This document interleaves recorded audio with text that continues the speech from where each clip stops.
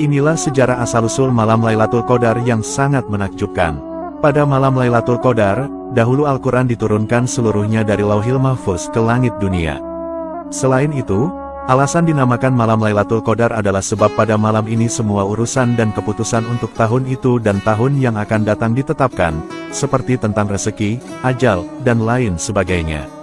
Malam Lailatul Qadar adalah malam mulia yang lebih baik daripada 1000 bulan. Pada malam ini para malaikat turun untuk mengucapkan salam kepada hamba Allah yang beriman. Namun, di balik sisi kemuliaan malam Lailatul Qadar, ternyata menyimpan kisah tragedi bersejarah yang sangat menyedihkan. Diriwayatkan dari Ibnu Abbas, bahwa dahulu malaikat Jibril alaihissalam pernah bercerita kepada Nabi Muhammad tentang sosok lelaki bernama Syamun al-Ghazi. Syamun al-Ghazi dikenal sebagai seorang mujahid handal yang pernah berperang melawan orang-orang kafir selama 1000 bulan lamanya. Hebatnya, ketika berperang, Syamun al-Ghazi hanya memakai tulang dagu unta sebagai senjatanya. Hal ini sebab ia tak punya alat-alat perang. Ajaibnya, ketika orang-orang kafir dipukul dengan tulang unta itu, maka tak terhitung korban yang tumbang dari mereka. Selain itu, tulang unta yang dimiliki Syamun ternyata mempunyai banyak kesaktian. Di saat Syamun al-Ghazi merasa haus, maka akan mengalir air segar dari sela-sela gigi tulang dagu unta itu, lalu diminumnya. Kemudian di saat perut Syamun al-Ghazi merasa lapar, maka muncullah daging dari tulang itu, kemudian Syamun memakan daging itu. Diketahui, bahwa Syamun al-Ghazi berperang melawan kaum kafir setiap hari sampai ia berumur 1000 bulan. Jadi jika dikalkulasi, 1000 bulan sama dengan 83 tahun lebih 4 bulan. Orang-orang kafir benar-benar tak mampu mengalahkan Syamun al-Ghazi. Suatu ketika, orang-orang kafir mencoba merayu istri Syamun al-Ghazi yang kafir untuk menghabisi nyawa suaminya.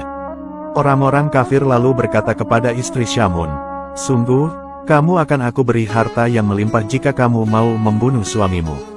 Istri Syamun menjawab, "Aku tak mampu membunuhnya." Orang-orang kafir lantas berkata, "Kami akan berikan kamu seutas tali yang kuat.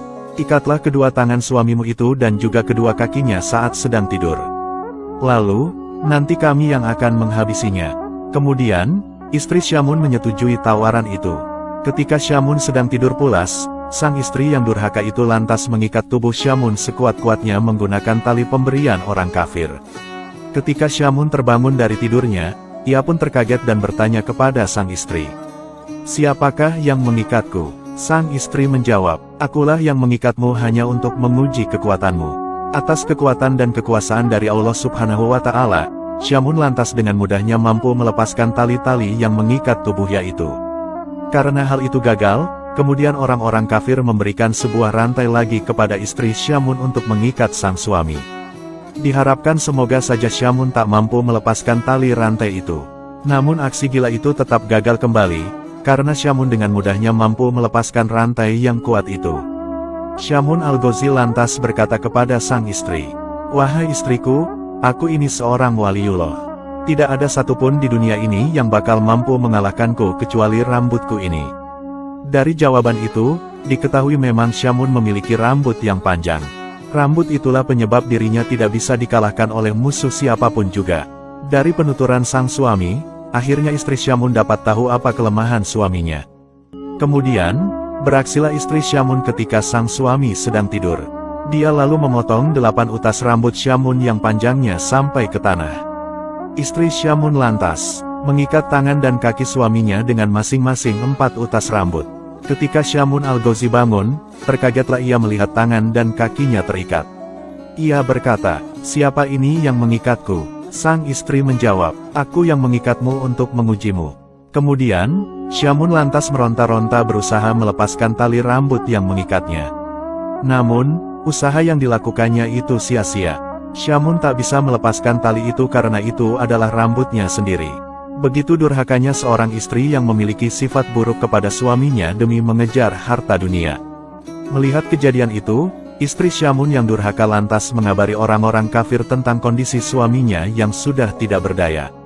Setelah itu, orang-orang kafir mendatangi rumah Syamun untuk kemudian membawa tubuh Syamun untuk dizalimi. Ketika telah sampai di tempat penyiksaan, tubuh Syamun lalu diikat di sebuah tiang. Kemudian, para orang-orang kafir mulai melakukan kezaliman dan penyiksaan kepada Syamun al-Ghazi. Tubuh mulia Syamun kemudian mulai dipotong-potong orang-orang kafir itu. Tidak hanya itu, mata Syamun juga dicongkeli, kedua bibir dan lidahnya juga dipotong sampai lepas. Menyedihkannya lagi, kedua tangan dan kedua kakinya juga dicopoti semuanya. Melihat nasib malang hambanya, Allah Subhanahu wa Ta'ala lantas memberikan pertolongan kepada Syamun. Allah Subhanahu wa Ta'ala berfirman, "Perlakuan apa yang kamu inginkan dariku terhadap mereka?" Syamun lantas menjawab, "Berilah hamba kekuatan, sehingga dapat kugerakkan tiang rumah ini hingga merobohi mereka."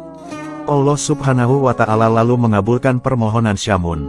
Allah Subhanahu wa Ta'ala kemudian memberikan kekuatan dahsyat dalam tubuh Syamun.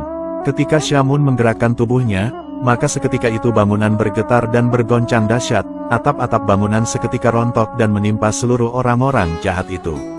Seluruh orang kafir yang tertimpa bangunan langsung binasa seketika termasuk istri Syamun yang durhaka.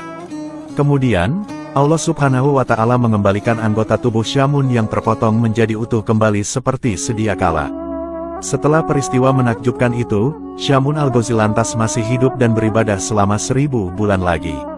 Di setiap malam beliau selalu bangun dan mengerjakan sholat. Sedangkan di siang harinya beliau selalu berpuasa. Begitulah aktivitas kehidupan sehari-hari Syamun al-Ghazi hingga akhir hidupnya.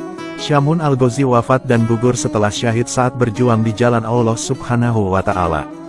Setelah mendengar kisah luar biasa itu, para sahabat Rasulullah lantas menangis haru dan ingin sekali seperti Syamun. Mereka lantas bertanya kepada Rasulullah, "Ya Rasulullah, apakah engkau tahu pahalanya?" Rasulullah menjawab, "Aku tidak tahu." Dari situlah Allah kemudian mengutus malaikat Jibril untuk turun dengan membawa surat Al-Qadar. Allah berfirman, "Wahai Muhammad, aku beri kamu beserta umatmu malam Lailatul Qadar, yang beribadah pada malam itu lebih utama daripada beribadah selama 1000 bulan. Subhanallah, semoga kisah ini bermanfaat. Wallahu a'lamu bishawab.